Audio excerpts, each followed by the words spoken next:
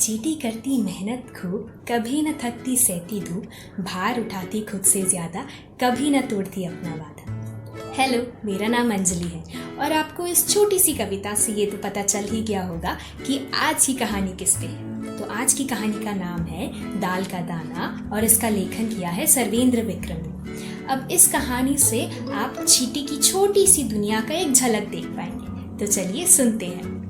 तो एक दिन की बात है, चींटी अपने खाने के लिए कुछ खोज रही थी। तभी उसी वक्त उसे रसोई घर में एक अंकुरित यानी स्प्राउटेड दाल का एक दाना मिला।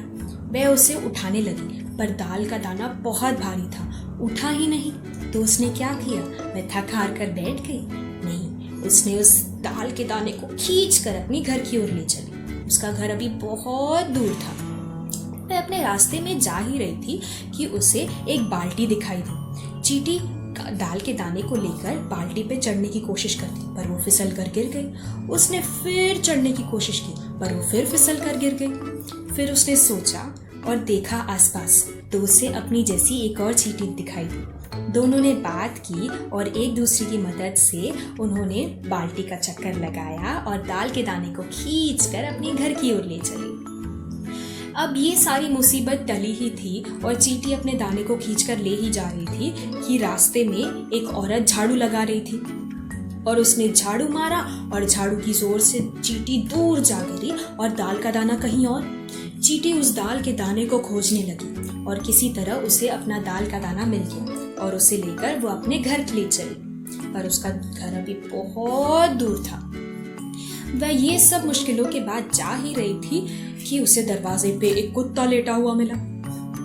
कुत्ता सोया हुआ था। चींटी बड़े आराम से उसके मुंह के पास से गुजरी और कुत्ते को आई छींक और चींटी उछल कर दूर जा गिरी और जो दाल का दाना था वो कुत्ते की नाक के पास रह गया। चींटी बड़े संभल कर उसकी नाक के ऊपर चढ़ी और कुत्ते ने उसे एक आंख खोलकर देखा।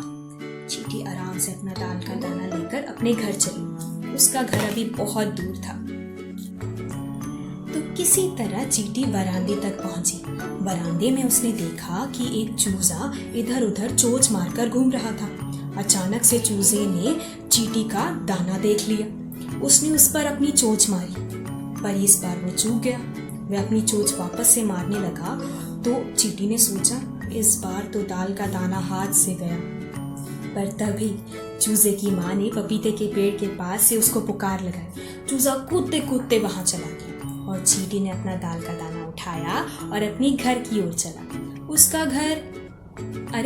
उसका घर तो अभी सामने ही था। चींटी बहुत खुश थी कि इतनी कठिनाइयों के बाद वो अपना दाल का दाना अपने घर तक पहुंचा पाई।